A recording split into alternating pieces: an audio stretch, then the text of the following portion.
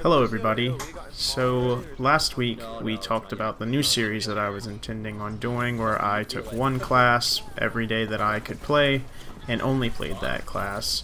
I went over how Zenyatta went for me and kind of where it left me and how I felt about it, and on Monday I decided to do Tracer, and I ended up winning 3 and losing technically 1, and then the other one a guy literally just like 100% gave up and threw the game, so I don't really want to count that one. But I feel like I did get a really good feel for what Tracer can do. You know, I don't have the best aim in the world, but I don't really play DPS a lot, so it's kind of hard for me. And I've noticed that Tracer, even if you can't necessarily capitalize on every kill you get, you can still have a good impact just by the amount of damage you can do. Like in the clip shown here, I'm softening everybody up pretty decent, well enough to where the Genji comes in, and this guy was a monster on Genji. I don't know what the fuck he was doing. He literally had his ult before the point even came up, and then as you can see here, he uses his ult and just kills their entire team because, you know, they were all pretty low health anyway just from where we were wrecking them, and he just cleaned up house. So you don't necessarily have to be sure for or IDD to do well on Tracer. And another thing I learned about Tracer is that you can really like play around with people. Like in this Ilios map, for some reason I only got to play like Ilios and Lijiang for like the past 3 days that I got to play, but I just kept playing with this Roadhog the whole time and taking up all of his time, even though it was hard for me to necessarily kill him because I'm still not quite there yet. Like, he would throw hooks and miss, and then I would just go in on him and do a bunch of damage, and he can heal up pretty fast. So like I said, I'm still not good enough to necessarily just knock him out. But he's so occupied with me that he's not doing anything, really. And I feel a little bit better about my Tracer game now, even though I still have some work to do. I think that one of the biggest mistakes that I'm making, which I saw a lot more in my Mercy gameplay, is maybe not knowing necessarily when to quit, because I do like to drink. So a lot of the time I end up getting a little bit too drunk while I'm playing, and by the end of my session I just end up losing all my games, and I don't realize it if I don't record it, but when I look back on my recordings, then I'm like, oh wait a minute. I'm not even aiming at what I'm trying to aim at, and I'm doing absolutely nothing to help my team. However, to summarize, I do feel like a better Tracer player now that I've taken a day, and I'm going to try and continue doing it this way because I feel like this is really a big help as far as instead of just switching every time something goes wrong, which it's still good to switch. I wouldn't recommend doing this all the time. You know, eventually you're going to get to a point where you can play every character in your preferred pool to the point where you can always switch between them and it not be a big deal. But if you're not at, you know, top level, then I think it's a good way to get yourself there, because you're basically forcing yourself to have experience in different situations, you know, instead of just switching to a character that's maybe technically better suited for whatever you're trying to do. So we're going to go ahead and move on to the Mercy gameplay here. So moving on to Mercy is kind of what I consider my bread and butter class, or one of them. And I think one of the biggest things that I've been thinking about a lot lately is when to res as Mercy and when not to res. And I think a big improvement I need to make is watching the kill feed more. Because it's not necessarily how many people you res.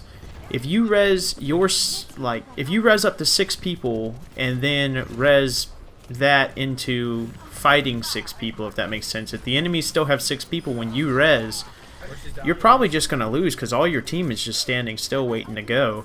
So if the other team is healed up, you know, and they haven't popped a bunch of ultimates, they're probably just going to kill you again. So I've made my new rule of thumb is to watch the kill feed, and if your res gives you a man advantage or possibly an ult advantage, you know, like I might solo res Reinhardt to bring us back up to like 5v5 or something like that, if I know that Reinhardt has ult and can possibly win us the fight with that ult.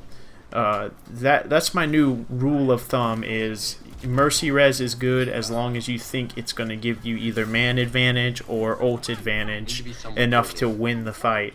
But Mercy has a lot of utility for me, and I think that's why I love her so much. I mean, like, Ana naturally has a lot of utility, but Mercy has a lot of hidden utility, where not only are you super mobile, not only can you completely turn a fight around, where with Ana, if half your team dies and you haven't used your nano boost, you just gotta save it for the next fight. It's time wasted, basically, due to whatever your team is doing, or maybe your lack of healing competence, I guess would be the word. But with Mercy, you kind of get like a second chance button, if that makes sense. And then, even though it's not necessarily the same as nano boost, I don't think it gives as much damage. You do have the damage boost. So if you damage boost a soldier's tactical visor, he is still going to be whipping some ass with that thing. Like, it's a big boost. You know, the same thing with Hog's ultimate. The damage boost is just great. One of the things I think I need to work on is probably my pharmacy, because I really don't do a lot of Pharah pocketing. It's not my thing. I prefer to stay on the ground. I feel less vulnerable that way, which I know everybody thinks is probably odd, but I don't know. For some reason, I don't like pocketing Pharahs. But when it's necessary, that is something that I definitely would like to work on, I think.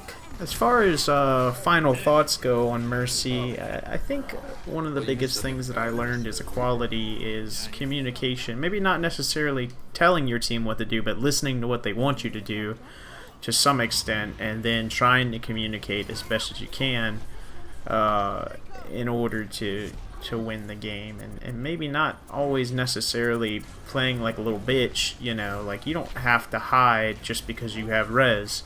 You know, you can almost win the fight for your team by actually keeping them alive, and then even if you die, like in this clip here, I die, but we still won the point, and I'm still going to be back in time and still have res, you know, just because I wasn't being a little girl about it, you know, I went in there and did my thing.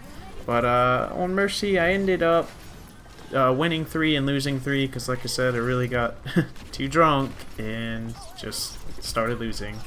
I'm gonna throw a little Winston bonus clip in, because I kind of am out of footage and I don't really feel like sifting through any more Mercy footage. But overall, I feel pretty good about this series. Today is Sunday, and I think I'm gonna make today my Lucio day, which I'm really looking forward to.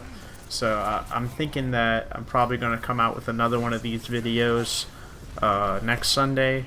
I might live stream tonight on Twitch. If I choose to do that, I will upload a video with the link to my Twitch stream. So please leave any suggestions in the comments for how I can make these videos better. Leave a thumbs up if you liked it, thumbs down if you didn't, and thank you for watching.